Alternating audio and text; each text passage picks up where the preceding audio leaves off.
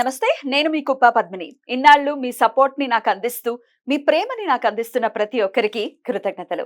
ఇప్పుడు చూడబోతున్న ఈ వీడియో కూడా ఖచ్చితంగా మీకు ఉపయోగపడుతుంది. లైక్, షేర్ అండ్ సబ్స్క్రైబ్ చేసి మీ ఇష్టాన్ని అలాగే మీ సపోర్ట్ ని నాకు అందించండి. అలాగే ఈ వీడియో పట్ల మీ అభిప్రాయాన్ని కమెంట్ సెక్షన్ లో కమెంట్ చేసి నాకు తెలియజేయండి. నమస్తే, వెల్కమ్ టు అవర్ ఛానల్. నేను పద్మిని. ప్రస్తుతంతో పాటు ప్రముఖ ఆధ్యాత్మికవేత్త, ఆస్ట్రో న్యూమరాలజిస్ట్, ఎనర్జీ వాస్తు స్పెషలిస్ట్, శ్రీవిద్యోపాసకురాలు శ్రీమతి జయప్రద గారు మనతో పాటు ఉన్నారు. మాట్లాడదాం. నమస్కారం అండి. నమస్తే అమ్మా. శ్రీమాత్రే నమః. జయప్రద గారు నక్షత్రాల గురించి చెప్తూ ఉన్నారు.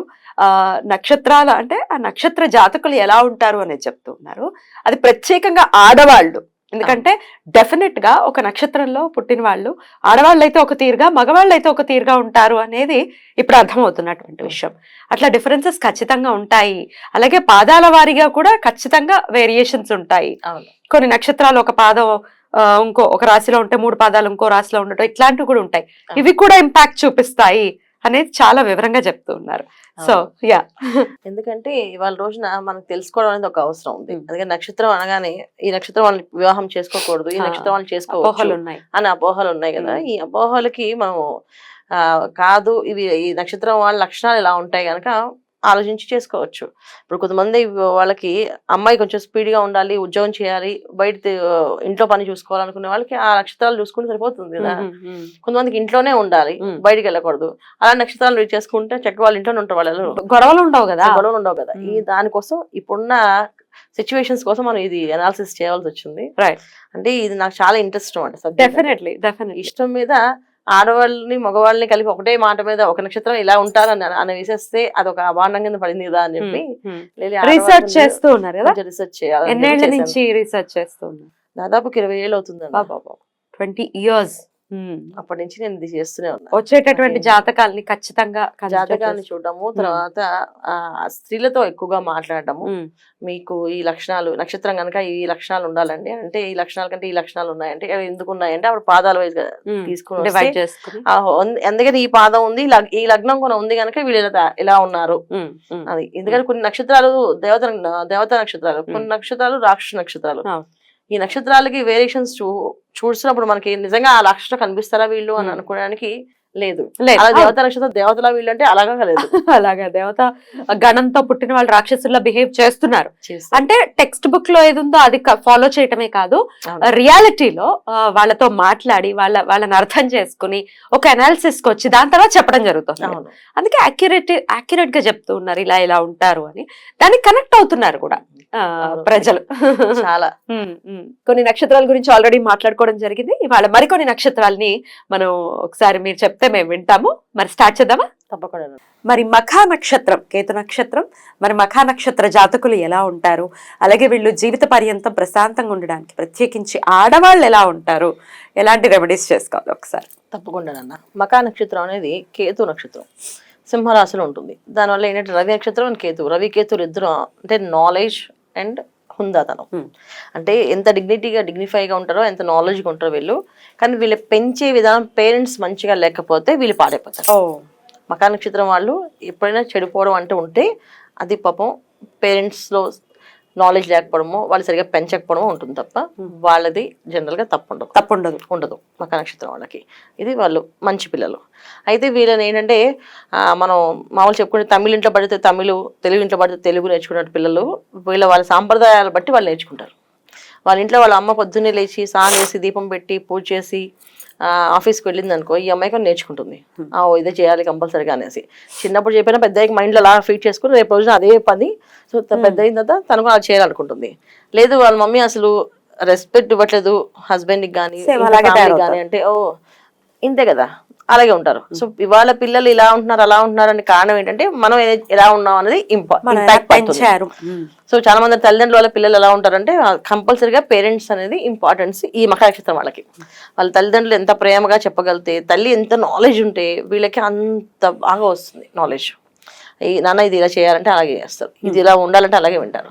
అంత పద్ధతిగా బుద్ధిగా ఉండే నక్షత్రం ఏదైనా ఉంటే మఖా నక్షత్రం. బ్యూటిఫుల్, చాలా బుద్ధివంతులు. చిత్ర విచిత్రం కేతు అంటే మరి మఖా నక్షత్రం వాళ్ళకి అలా చిత్ర విచిత్రంగా ఉండే పరిస్థితి ఉండదా? ఉండదు నాన్న. ఎందుకంటే వీళ్ళకి మకా నక్షత్రం రవి నక్షత్రం రవి రాశిలో ఉండడం వల్ల ఆ రవి ఒక ఎనర్జీస్ పనిచేస్తూ ఉంటాయి. తర్వాత పితృదేవతల ఒక అనుగ్రహం ఈ నక్షత్రానికి.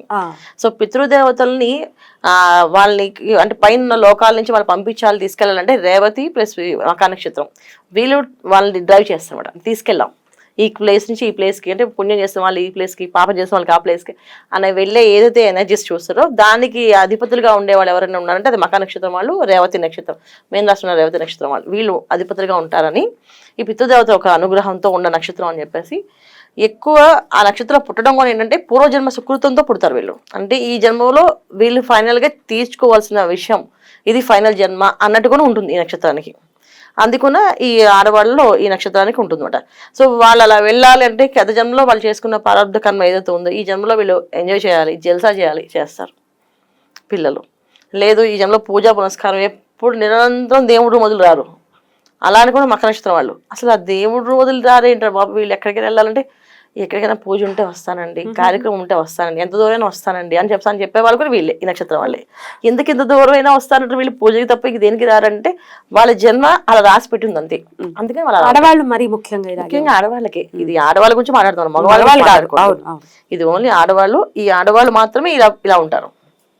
ఇది నక్షత్రం వాళ్ళు. సో కొంతమంది ఏదైనా పార్టీ ఫంక్షన్ అంటేనే వస్తారు, వాళ్ళకి దేవుడు భక్తి అనేది ఉండదు, అది చాలా తక్కువ మంది. కాకపోతే ఏంటంటే నక్షత్రానికి పూర్వజన్మ సుకృతం ఏదైతే ఉందో చేస్తారు కనుక వాళ్ళు ఇలా ఉంటారంటే దానికి కానుకొని ఆ నక్షత్రం ఒక ఎనర్జీస్ పూర్వజన్మ సుకృతమే. ఇది నక్షత్రం వాళ్ళ లక్షణం అనమాట. సో మకా నక్షత్రం వాళ్ళని చక్కగా వాళ్ళతో పాటు ట్రావెల్ చేస్తే వాళ్ళు మనకు ఓర్పు సహనము నేర్పిస్తారు.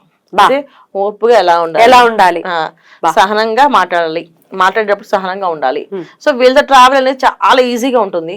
ప్రతిదీ ముందుగా ఆలోచించి ఇది చేయమంటారా, ఒక పిక్నిక్ వెళ్తున్నాం అంటే వీళ్ళు ఆలోచిస్తారు ఈ పిక్నిక్ లో 20-30 మంది వస్తే ఎక్కడ తీసుకుంటాం ఆహారం, ఎలాంటి ఆహారం పెడదాం, అప్పుడు వచ్చి ఏం ఆహారం పెడదాం, ఒకవేళ ఆహారం కావాలంటే కొనుక్కుందామా, కొంచెం చేసుకుందామా, తెచ్చుకుందామా, ఇలా ముందు ఆలోచన చేసి ప్లాన్ చేసి తీసుకెళ్లే వాళ్ళు ఈ మకా నక్షత్రం వాళ్ళు.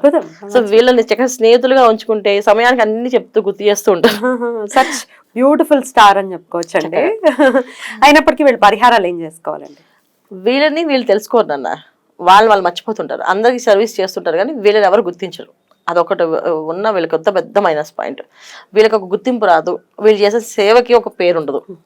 అందుకని జనరల్గా ఏంటంటే వాళ్ళు అలా అలవాటు అయిపోతుంది. మాకు ఇంతేమో అండి, ఇంట్లో అయినా బయట వాళ్ళైనా అందరూ వీళ్ళని జస్ట్ అలా వాడుకుని అలా వదిలేస్తుంటారు. అంటే ఆ కేతో ఒక ఎనర్జీస్ చెప్తుందా రిలేషన్స్ కట్ అయిపోతుంటాయి అనేసి కొంత దూరం ట్రావెల్ చేసిన తర్వాత బాగా చేశారు, సూపర్ చేశారు అంటారు, అంతా వదిలేస్తారు. మళ్ళీ నెక్స్ట్ గుర్తుపెట్టుకొని ఫోన్ చేసి మాట్లాడడం కానీ మళ్ళీ ఉండదు. వీళ్ళు మాత్రం వాళ్ళ మీద ప్రేమ చేసుకుంటుంటారు. వీళ్ళు చాలా మంచి బాగా కల్పించారు దాన్ని, ఏమో మాట్లాడలేదు బాగున్నారా, అప్పుడు మీరు కలిసామంటే కలిసాం, అప్పుడు మీరు సేవ చేస్తారు బ్రహ్మాండం చేశారు అని చెప్తారు తప్ప కంటిన్యూటీ ఉండదు. అది ఇంట్లో బయట వాళ్ళ నుంచి పట్టించుకోరు, ఇంట్లో వాళ్ళు లేరని చెప్పేసి వీళ్ళు మనసులో బాధపడుతుంటారు. మరి అది రాకుండా ఉండాలంటే ఏం చేయాలి? తప్పకుండా వీళ్ళకి ఏంటంటే గుర్తింపు అనేది రావాలి అంటే ఆదిత్య హృదయం చదవాలి. ఎందుకంటే కేతు ఒక ఎనర్జీస్ వల్ల అన్ని సేవ సర్వీస్ అని వచ్చాయి. కానీ వీళ్ళకి ఏంటంటే ఆదిత్య హృదయం, సూర్య నమస్కారం, పొద్దున్నే లేవడం అదే అలవాటు వీళ్ళకి, కొంచెం జనరల్ గా లేస్తారు. చాలా అద్భుతంగా వివరించారండి, కృతజ్ఞతలు. ఇక నెక్స్ట్ వీడియోలో పూర్వ పాల్గొని నక్షత్రం గురించి మాట్లాడుకుందాం. థ్యాంక్ యూ అండి, నమస్తే. నమస్తే అమ్మ, శ్రీమాత్రి నమః.